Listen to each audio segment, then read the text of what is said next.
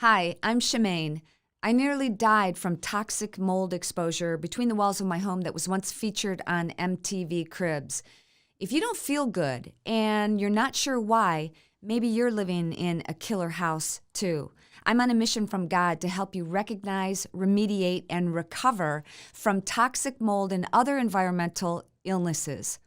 I'm so glad you're here.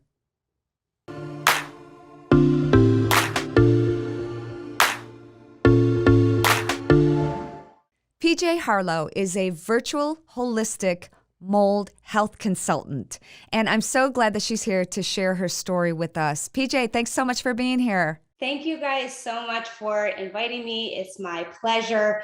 I'm really excited to be here and been a longtime fan of yours. So thank you so much for inviting me. Tell us a little bit about why you're here. What got you to this point? Well, probably in 2016, I was living a pretty healthy life, and all of a sudden, I started to get strange symptoms. I started to get pain in my hands. I actually thought I had carpal tunnel because I spent most of my years behind a computer. And then I started to get joint pain everywhere, my knees, my shoulders, my elbows. I started to lose my hair. I started to have cognitive issues. I was losing my memory and starting to forget things. And then finally, when I started to stutter, and that really impacted me. And I thought, man, do I have MS? Like, what is going on? So I went to probably over 20 doctors in the next year following that, and nobody could figure out what was wrong. I got diagnosed with fibromyalgia, chronic fatigue, even to the point where I was starting to get gaslit, and doctors were insinuating that this was all mental health issues or that I was exaggerating in some way. And finally, my husband and I, one day by accident, found a leak in our bathroom, and we ended up discovering that we had mold in our house, Stachybotrys to be specific, which is black mold.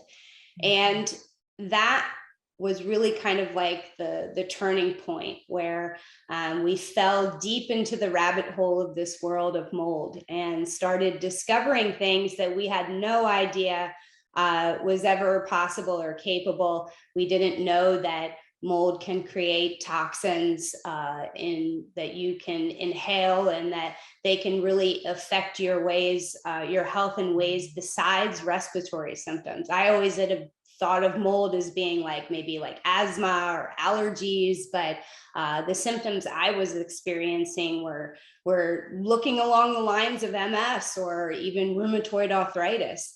And over the next year after that, we did some testing, and we found out that our home was severely contaminated, and we had to pretty much throw away all of our possessions. At that time, there really wasn't a lot of support that we could find. And so that was really kind of a driver of wanting to help others, because there wasn't available help for us.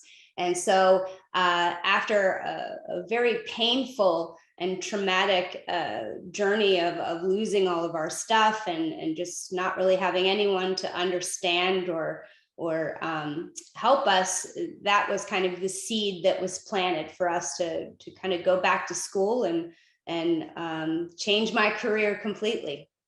Wow.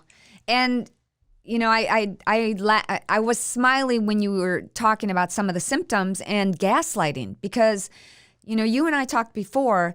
Imagine this: that we had mold exposure in our home that was on MTV Cribs 20 years ago. Talk about gaslighting. Nobody was talking about it then, and I actually had a doctor. I went to so many doctors. I actually had a doctor tell me, maybe you're too healthy. Maybe you should eat at McDonald's and work out less. Oh my goodness. And, God bless him. I mean, that's the problem, though. Doctors are only regurgitating what they've learned, and they don't go over mold and environmental illness, if at all, in medical school. Do you know if they do? They don't.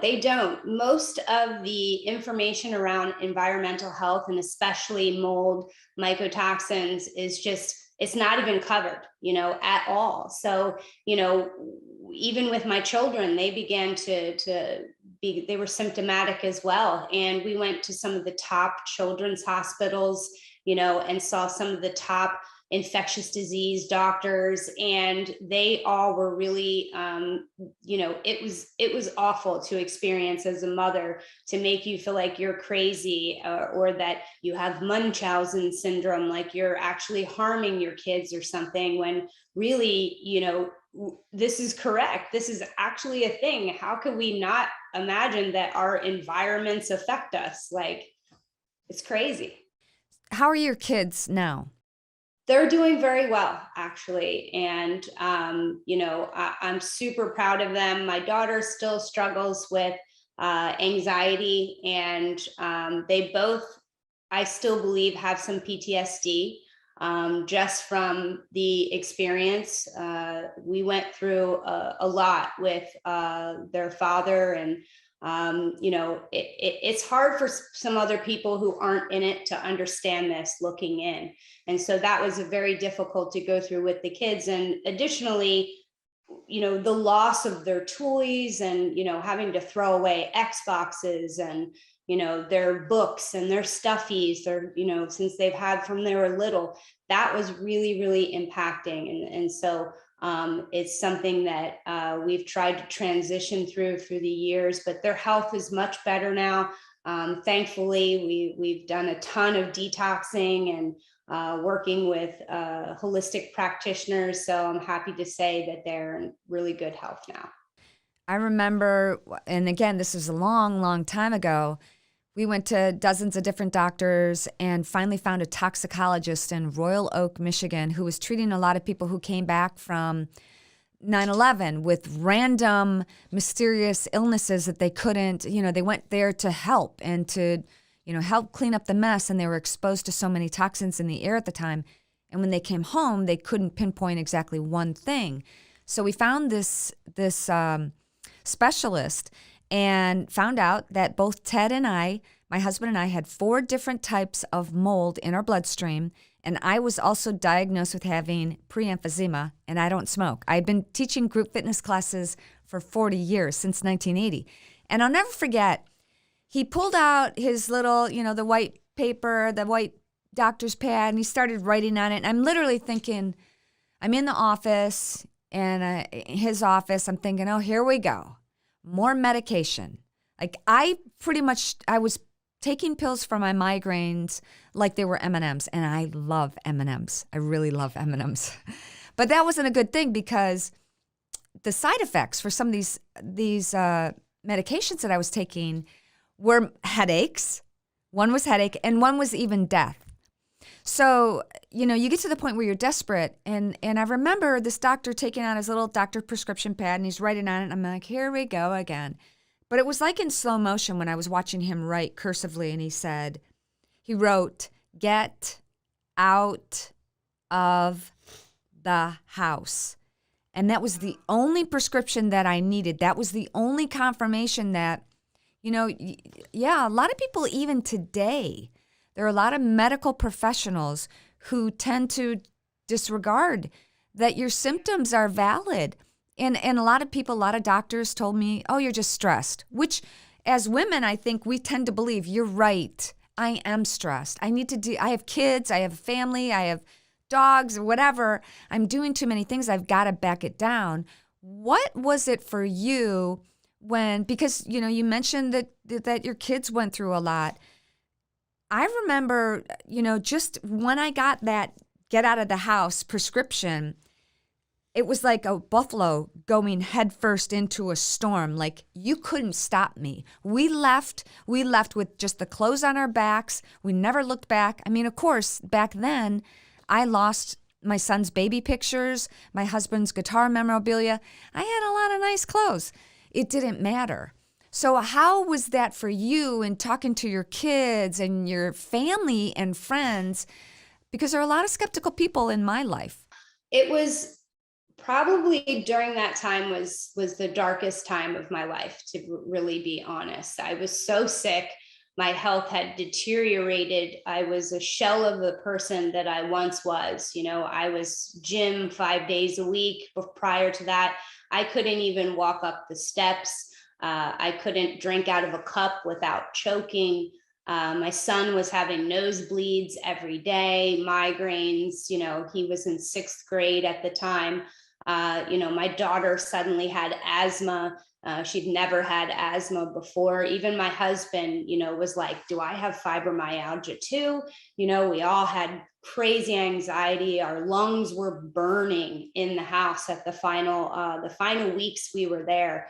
My husband, how he found the mold was he broke the shower head off by accident, because he's really tall and I'm short, and we're constantly switching it back and forth. And he just so happened to have a bad day at work, and he kind of palmed it. And I'm so thankful he did, because it went through the wall. And when that happened, we found where the slow leak was. It was in that wall.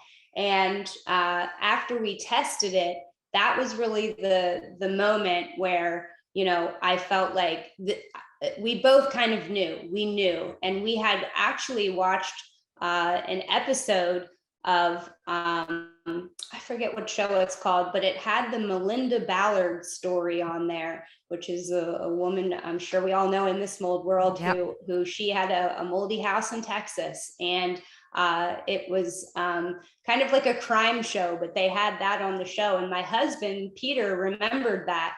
And he was like, this is what it is, babe. This is what is making us sick.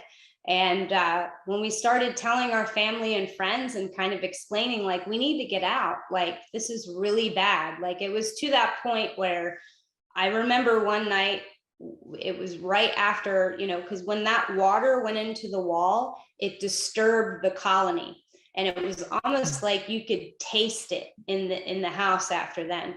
And Peter was trying to make a PB&J, and he couldn't even focus, like, to know how to make a peanut butter and jelly sandwich. It was that bad. And so that was the moment that we were like, we got to get out. And we left with a backpack each and just walked out. And that was the last time we ever, really went in the house without gear and masks and had to go through everything. But it was very hard. Like I said, that was probably the most painful part for me, was feeling like my words no longer had integrity.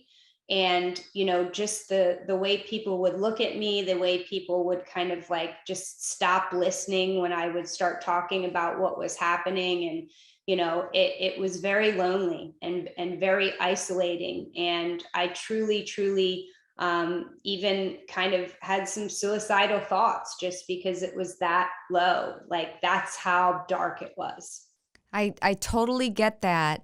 When you don't have your health and you have a family of kids to take care of, I remember a point when my son was so weak and had such horrible dark eye circles, and his voice was crackling, and I didn't have the energy to take him to more doctor visits. And, I'm so happy that there was a Melinda Ballard. Unfortunately, for those of you who don't know, search her name out, because she was, the person who really put a spotlight on all of this mold. And I remember, I think she got $32 million initially. And then I remember thinking, good for her, because how much is your life worth? How much is your children's life worth? Think about where you are right now, and all of your experiences, all of the people you've had an effect on, all of the things that you've done in life. Put a price tag on all that. What is it worth to you? $32 million at least. So I remember, but then it got knocked down to $4 million, I think, which is a shame, because they deserved it. And then I believe both Melinda and her husband ended up passing away, and they all got sick.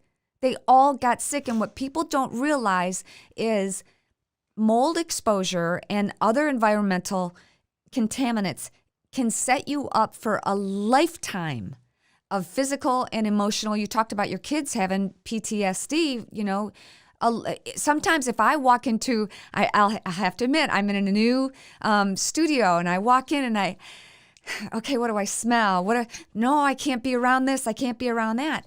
But I think at this point in my life, I'm more willing to stand up for myself. How about you? Yeah. This has definitely changed my life. I definitely feel like, as much as I didn't want to go through this, I feel like there was a reason that I did, because, I feel like it was all preparation to kind of help others. And that's really what is my passion today, is to help educate people and help people go through this, and go through it one time, and put their unfortunately, there's just, as there's so much misinformation out there. We live in this time where we can research anything at our fingertips, but when it comes to this specific topic, it's almost like the wild west. Yeah. It's so hard to find the truth. And so this is kind of where we come in, and where we help people now is we help them. We're kind of like giving people all the cliff notes, and we're their liaison and consultant to help make sure that they get to the goals that they want to. And so, yeah, I definitely think that, that's why I went through this. I asked why for a long time. I asked God, why did this happen to me? Why are you doing this to me? Why are you making me go through all of this pain? And it's I still don't know the whole journey that God has planned, but I'm loving being able to help people, through what we're doing right now. Well, I'm with you, and I'm so glad that our paths have crossed, and we're able to get these messages out, because I don't know about you, I'm sure your inbox is exploding like mine is, and people are there are still a lot of people who don't know that their issues, their health issues, whether it's headache or sore throat or runny nose or bloody nose or joint pain or insomnia or yada, yada, yada, go on and on and on. Pretty much anything can be attributed to mold and some other environmental toxins, don't you think? Absolutely. Even within children, some of the things that we were noticing, separation anxiety, a reoccurrence in bedwetting, bloody noses, chronic ear infections, tummy aches. A lot of times children especially don't know how to articulate that they feel unwell, especially when they've been living in a house since they were born. They don't know any different. Even adults don't realize that. They normalize, as a society, I think we normalize feeling unwell. My husband and I even did that ourselves. Oh, we need a new bed, or this is stress, or we're getting old. Right? Yeah, we're just getting old. You just kind of go, okay, well, this is the hand that I've been dealt. PJ, I am so grateful for you and for what you're doing. How can people find out more about you? So we have a very loyal Instagram following. We do a lot on Instagram. Our handle is PJ Harlow Wellness. Our website is also pjharlowwellness.com, where if you're interested in working with us, you can find out information there. We have a ton of education, resources, even testing. If you're interested in exploring testing in your own home, it's DIY, and they're pretty accurate. We offer interpretations as well. But those are the two main spaces that you can contact us and learn a little bit more about what we do as well. Well, PJ, thank you so much for joining me. I know that we're going to be working together in the very near future, so I hope everybody keeps track of what we're doing together, but also follows you on your Instagram. Thank you so much for having me. It's been a pleasure as always, and I look forward to working with you in the future as well. Awesome. Thank you. And thank you, everybody, so much for joining me here. Don't forget, join my Wildly Well resolution at ShemaneNugent.rocks/wildlywell-resolution. I'll see you next time.